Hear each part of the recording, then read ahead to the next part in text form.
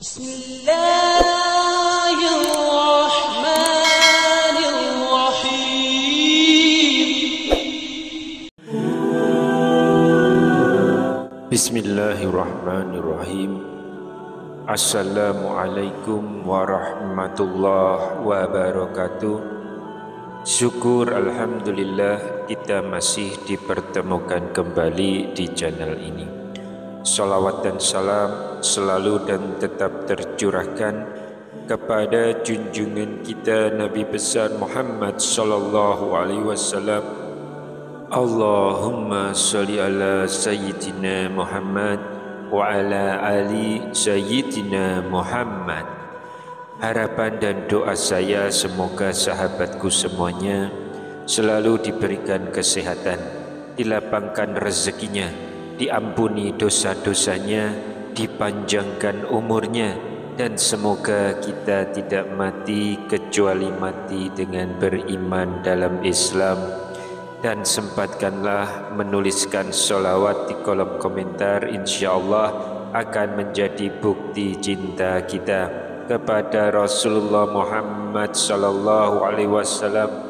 Semoga kita semua mendapatkan syafaat beliau di akhirat kelak. Amin ya rabbal alamin. Sahabat beriman yang dimuliakan Allah, bulan Sya'ban adalah bulan ke-8 dalam penanggalan Hijriah. Sya'ban yang terletak di antara Rajab dan Ramadan ini seringkali dilalaikan oleh manusia.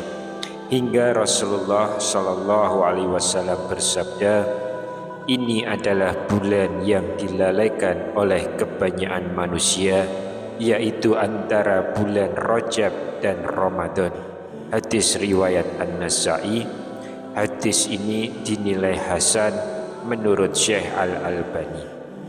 Banyak orang yang lalai karena letaknya di antara bulan Rajab, di mana umat Islam merayakan Isra Mi'raj dan mempersiapkan banyak hal untuk menyongsong bulan Ramadan. Padahal Rasulullah sallallahu alaihi wasallam mengabarkan kepada kita bahwa bulan Sya'ban adalah bulan yang istimewa karena merupakan bulan diangkatnya amal manusia kepada Allah Subhanahu wa taala. Sebagaimana diterangkan dalam Quran surat Al-Ma'arij surah yang ke-70 ayat yang keempat. Para malaikat dan ruh yaitu Jibril naik menghadap kepadanya dalam sehari yang kadarnya 50.000 tahun. Itulah sebabnya di bulan Sya'ban ini ketika kita tingkatkan amal dan senantiasa menghidupkan syiar di saat manusia lalai, tentunya memiliki keutamaan tersendiri. Lantas amalan apakah yang dilakukan Rasulullah sallallahu alaihi wasallam di bulan Sya'ban?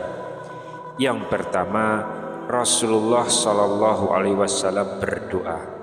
Dalam sebuah hadis dari Anas bin Malik berkata bahwa Rasulullah sallallahu alaihi wasallam jika masuk bulan Rajab dia berkata, Allahumma barik lana fi Rajab wa Sya'ban wa barik lana fi Ramadan. Ya Allah, berkailah kami di bulan Rajab dan Sya'ban, dan berkailah kami di bulan Ramadan. Hadis riwayat Ahmad nomor 2228. Lalu yang kedua, berpuasa. Puasa di bulan Sya'ban merupakan pendahuluan bagi puasa Ramadan, sebagaimana dalam sebuah hadis disampaikan dari Aisyah radhiyallahu anha mengatakan bahwa Nabi sallallahu alaihi wasallam belum pernah berpuasa dalam satu bulan melebihi puasa pada bulan Sya'ban. Hadis riwayat Bukhari nomor 1869. Lantas apa alasan Rasulullah berpuasa di bulan Sya'ban? Dalam hadis yang diriwayatkan oleh An-Nasa'i dan Abu Dawud dan ditashih oleh Ibnu Huzaimah dari Usamah bin Zaid, dia berkata, aku berkata, wahai Rasulullah, aku tidak melihat Tuhan berpuasa dari 1 bulan dari beberapa bulan seperti puasa Tuhan dari bulan Sya'ban. Beliau bersabda, itu adalah bulan yang dilupakan manusia antara bulan Rajab dan Ramadan. Bulan Sya'ban itu bulan amal-amal diangkat, dihadapkan kepada Tuhan semesta alam. Karena itu aku senang apabila amalku diangkat sedangkan aku berpuasa. Yang ketiga, Rasulullah SAW sholat pada nisfu Sya'ban. Rasulullah pada setiap malam tanggal 15 Sya'ban melakukan sholat agak lama. Al-Hafidh Al-Baihaqi dalam kitab Musnadnya meriwayatkan hadis dari Aisyah radhiyallahu anha. Rasulullah SAW pada suatu malam bangun, kemudian melakukan sholat. Beliau memperlama sujud sehingga aku mengira beliau telah wafat. Setelah aku melihat yang demikian itu, aku bangun sehingga menggerakkan ibu jari beliau dan ibu jari beliau bergerak. Kemudian aku kembali ke tempatku dan aku mendengar beliau mengucapkan dalam sujud beliau, aku berlindung dengan maafmu dari siksamu. Aku berlindung dengan kerelaanmu dari murkamu. Aku berlindung denganmu dari makarmu.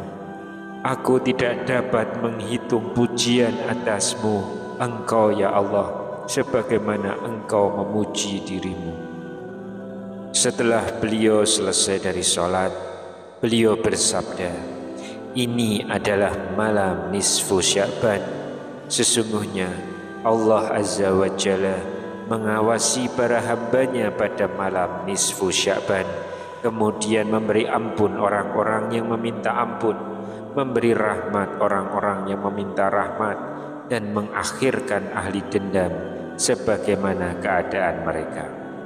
Jadi malam nisfu Sya'ban yang dijadikan malam untuk banyak berzikir, berdoa, beristighfar, dan melakukan salat sunnah bagi kaum muslimin merupakan sunnah Rasul. Dan salah satu salat yang dianjurkan adalah salat sunnah mutlak pada nisfu Sya'ban.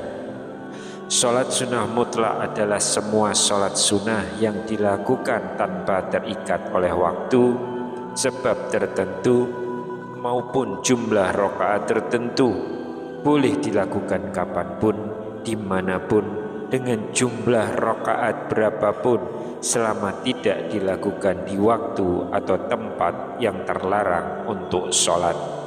Sholat nisfu Sya'ban termasuk sholat mutlak yang dilakukan pada malam nisfu Sya'ban. Jumlahnya bebas, 10 rakaat boleh, 20 boleh, 30 bahkan 100 rakaat juga boleh.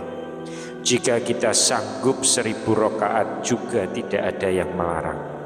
Jabir bin Hayyan, penemu ilmu kimia sekaligus orang pertama yang memperoleh julukan sufi, melakukan sholat mutlak 400 rakaat sebelum memulai penelitiannya. Adapun bacaan yang dibaca dalam sholat nisfu Sya'ban setelah Al-Fatihah, boleh membaca surat manapun termasuk Al-Ikhlas atau Kulhu.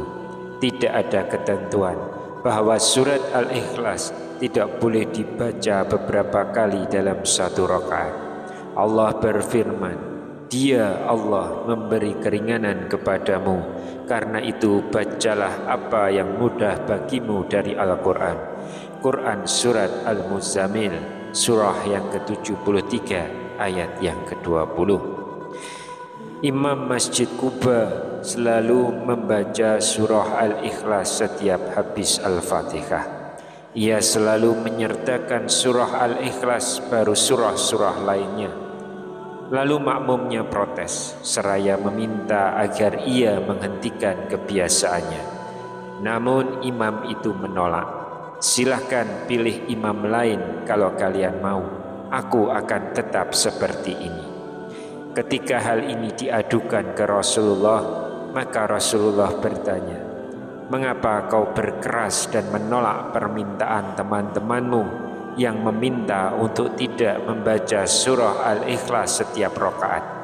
Dan apa pula yang membuatmu berkeras mendawamkannya atau melakukan terus-menerus setiap rakaat? Ia menjawab, aku mencintai surah Al-Ikhlas.